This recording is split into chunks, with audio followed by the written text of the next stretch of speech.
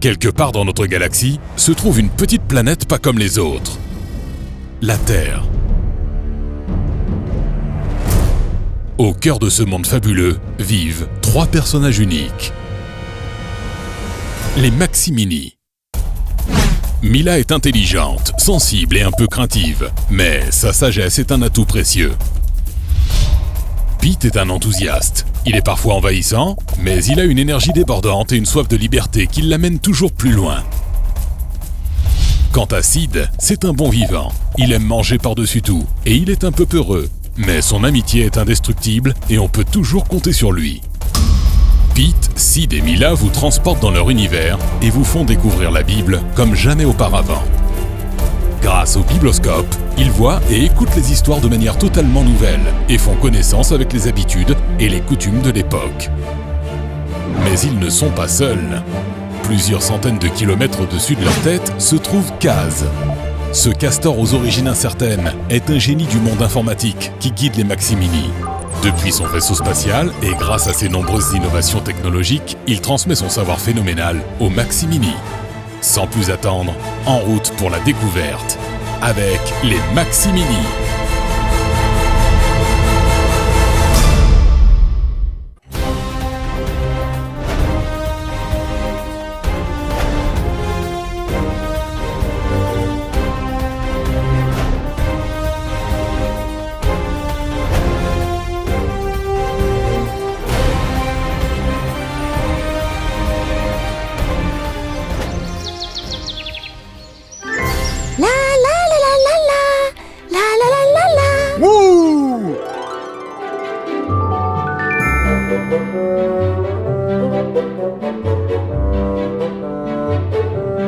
Comment préfères-tu ta brochette de marshmallow, Pat? Avec ou sans fruits? Sans! Les vitamines, c'est trop bon pour ma santé. Par contre, vous pouvez rajouter 1 ou 2 verres de terre, ça rendra la friandise plus croustillante. Mais enfin, ce n'est pas tous les jours qu'on a l'honneur de recevoir des membres de la famille de Pete. Oui, c'est bien le minimum que l'on puisse faire. Le seul truc, c'est que... Qu'est-ce qu'il y a encore? Quelque chose ne te plaît pas? Non, au contraire, vous êtes géniaux. C'est pour Pete que je m'inquiète. Il y a personne chez moi et j'ai peur qu'il s'ennuie tout seul. Ne te fais pas de soucis. C'est lui qui t'a proposé d'échanger vos maisons pendant les vacances. Il a beaucoup d'imagination. Je suis sûr qu'il va se débrouiller. Je l'espère. Vous avez du jus de pomme pourri? J'adore ça. Non. Mais en attendant, on t'a préparé une autre petite surprise. Ah bon? Oui, tourne-toi en direction de l'écran. Bonjour Pat, ça va? Eh oui. Qui êtes-vous? Tu peux le tutoyer, c'est Kaz, notre castor préféré. Oui, il t'a préparé quelque chose. Pat, connais-tu la Bible? Un peu. Pete en parle souvent pendant nos réunions de famille. Nous avons une machine extraordinaire qui permet de voir les récits de la Bible de manière toute nouvelle. L'histoire d'aujourd'hui montre à quel point Jésus est incroyable. Tu verras, Pat, Jésus est quelqu'un de fantastique. Pourquoi? Il accomplit des miracles et raconte comment on peut rencontrer Dieu. Vraiment? Vous savez, je passe presque toutes mes journées à creuser la terre, à manger des détritus. J'ai pas tellement le temps de faire autre chose. Ça ne fait rien. Tu verras, avec le bibloscope et tes brochettes maison, tu vas passer un super moment. Ok, c'est vrai que j'ai pas à me plaindre. C'est un vrai petit paradis ici. Et je dois avouer que Pete a beaucoup changé depuis qu'il connaît ce Jésus. C'est vrai? Raconte-nous. Quand il était petit, Pete était très timide et il restait souvent seul dans son coin. Quoi? C'est pas possible. Si, je vous promets, il était triste car tout le monde se moquait de lui. Pourquoi ça? Vous avez certainement remarqué qu'il ne ressemble pas vraiment à une taupe comme moi. Les autres avaient de la peine à l'accepter. Oh, le pauvre! En tout cas, il a bien changé et on l'adore comme il est, n'est-ce pas, Sidou? Oh, c'est sûr, on ne le changerait pour rien au monde.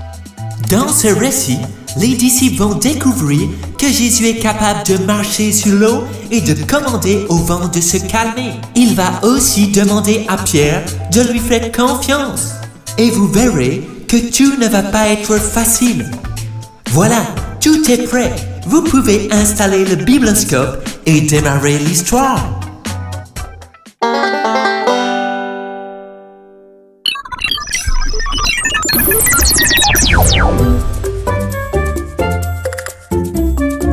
Jésus! Philippe me demande si tu peux faire apparaître des sous. C'est pas vrai, c'est toi qui voulais savoir. Jésus, c'est qui ton disciple préféré? Ça suffit. Laissez-moi seul un moment. J'ai besoin de prier. Qu'est-ce qu'on doit faire? Prenez le bateau et allez de l'autre côté du lac. Je vous rejoindrai plus tard. Mais il y a qu'un bateau, comment tu vas faire? Ne t'inquiète pas pour moi. Allez-y maintenant. C'est toi qui voulais savoir pour les sous. Même pas vrai, t'as dit que tu voulais voir un miracle pour vraiment croire en Jésus. Je t'ai dit, quoi par exemple? Et t'as répondu, bah, il pourrait faire apparaître des sous.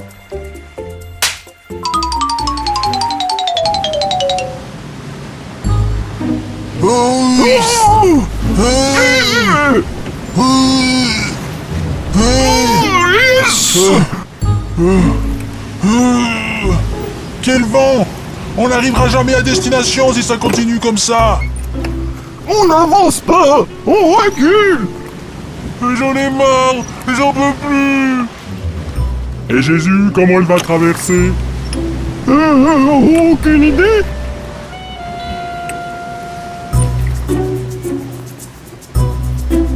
Un petit coup de main s'impose.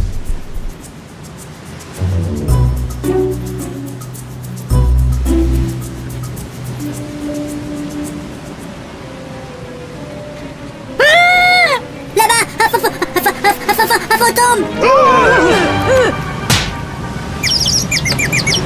Qui c'est? Un pirate disparu? De toute façon, moi je crois pas aux fantômes. C'est sûrement un mirage. Non, je te dis qu'il y a quelque chose. Peut-être un arbre. Mais je rêve! Regardez! C'est Jésus! Incroyable! Il marche sur l'eau!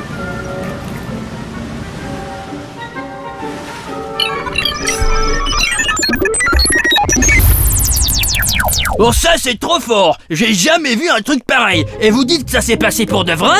Oui! Les événements écrits dans la Bible sont vrais! Et Jésus a accompli beaucoup d'autres choses incroyables! C'est vrai, mais là, avoue que c'est phénoménal! Jésus qui marche sur l'eau! Bah j'y crois pas trop à cette histoire. Il y avait sûrement des planches sous l'eau ou un truc comme ça. J'ai vu un magicien faire ça à la télé. Je ne crois pas que Jésus était un magicien. Nous connaissons un professeur qui tente de refaire les miracles décrits dans la Bible. On peut lui demander si c'est possible de marcher sur l'eau. C'est le professeur Gloob. Il est un peu fou, mais il nous amuse beaucoup. Pose ta question avec le bibloscope et envoie-la au professeur. Bien, bien.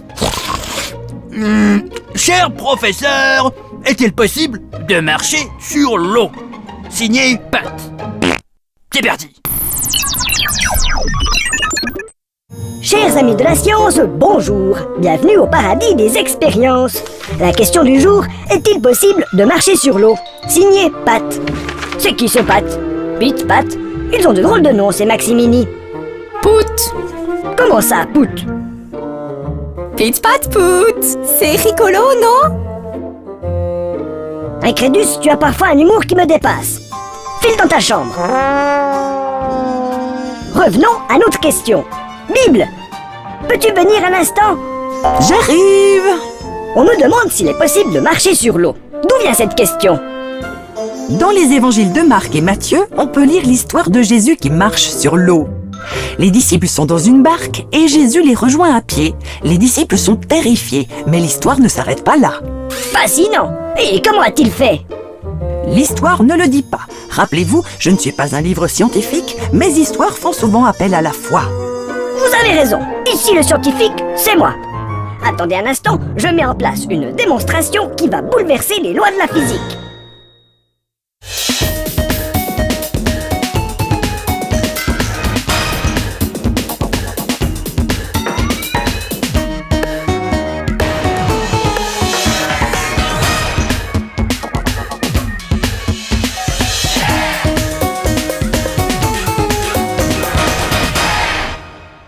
Très impressionnant.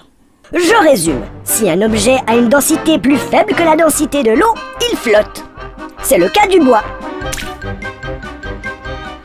Mais si la densité de l'objet est supérieure à celle de l'eau, un caillou par exemple, l'objet coule. Vous me suivez? Je crois, oui. Je vais donc prendre un objet qui coule et tenter de le faire flotter dans ce récipient. Si j'y parviens, cela signifiera qu'on peut marcher sur l'eau. Passionnant, je vous regarde. Essayons avec, comme on dit dans le sud, une boule de pétanque.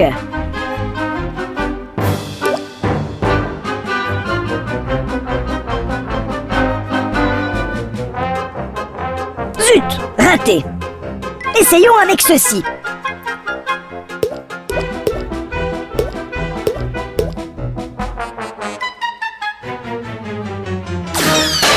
Oh, la boule s'est volatilisée. La dose était un peu forte, mais on y arrive, on y arrive. Cette fois, c'est la bonne.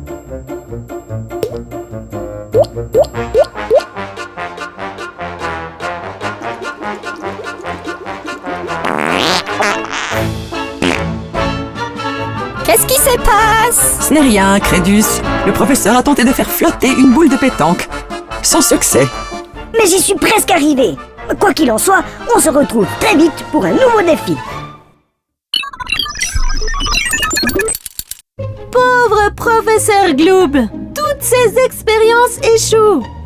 J'espère qu'un jour, il parviendra quand même à en réaliser une. Il a failli réussir. Mais c'est vrai que faire flotter une boule de pétanque, c'était mission impossible. Et Jésus, rappelez-vous, il arrive vers les disciples en marchant sur l'eau. C'est vrai. Qu'est-ce qui a bien pu se passer ensuite? Il a peut-être expliqué son truc aux disciples. Regardons la suite.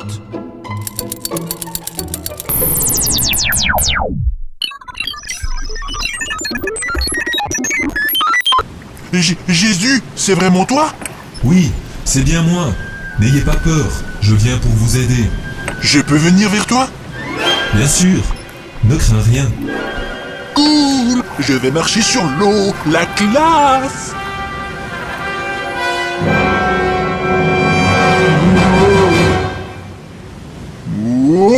Oh, j'ai peur, le vent est vraiment fort. Je pensais pas que ça serait comme ça. Fais-moi confiance. Ah, je vais me noyer. Aide-moi, je te supplie.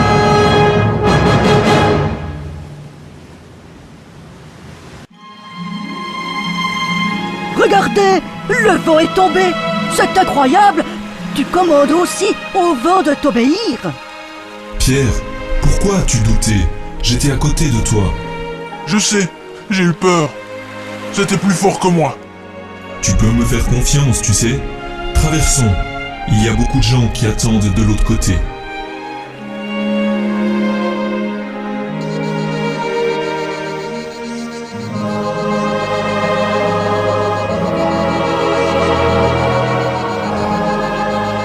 Lorsque Jésus arrive sur l'autre rive, les gens le reconnaissent. Rempli d'espoir, il lui amène des personnes malades. Il paraît qu'il suffit de toucher son habit pour être guéri. Vraiment?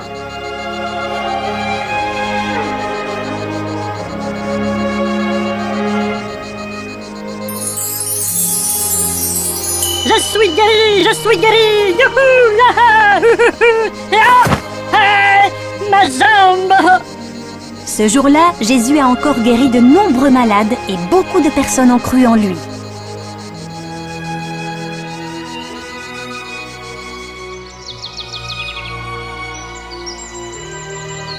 Cette histoire est vraiment étonnante. Et ce n'est pas tout.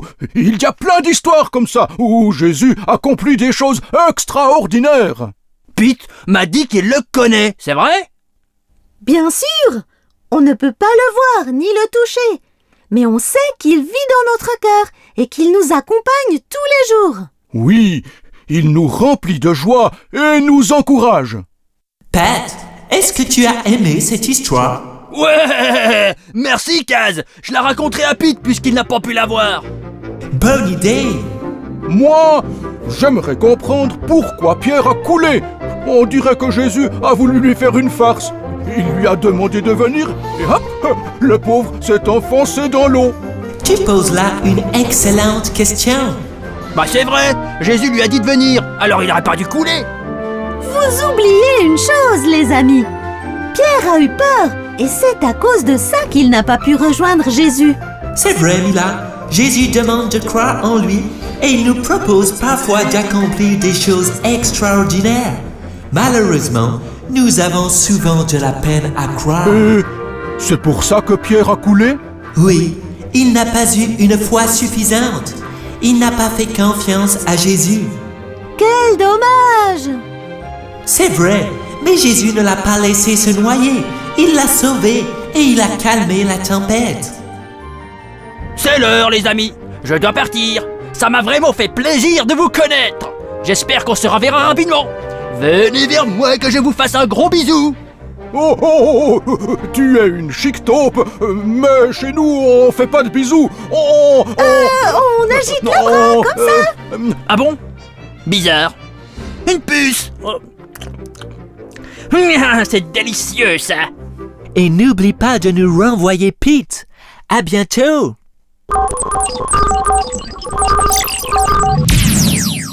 Tiens, ce petit souvenir. Merci Sid, c'est trop sympa.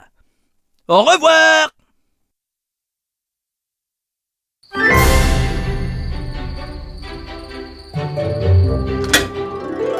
Coucou les amis, je suis de retour. Oh, Pete, je suis content de te revoir. Waouh, comme c'est bon d'être à nouveau ensemble. Comment ça s'est passé avec Pat? Eh bien, disons que... Il est... comment dire?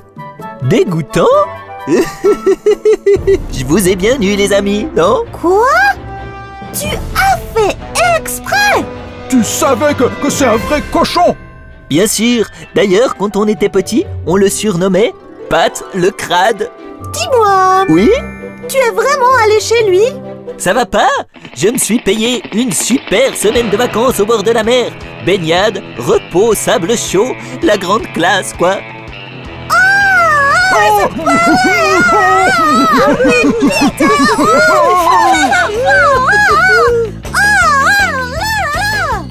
Max et Minnie sont tes amis. Max et Minnie sont super gentils. Ils rigolent avec tous les enfants, les petits et les grands. Doré Mila, salut, c'est moi. Je suis Mila, je chante et j'aime ça. J'aime me consoler mes amis avec des cadeaux. Je les fais apparaître quand je veux. Je suis câline et gentille. Je suis Pittsburgh, le fou youhou. Mais je préfère que tu m'appelles Pete. J'aime bien faire des bêtises et je saute partout.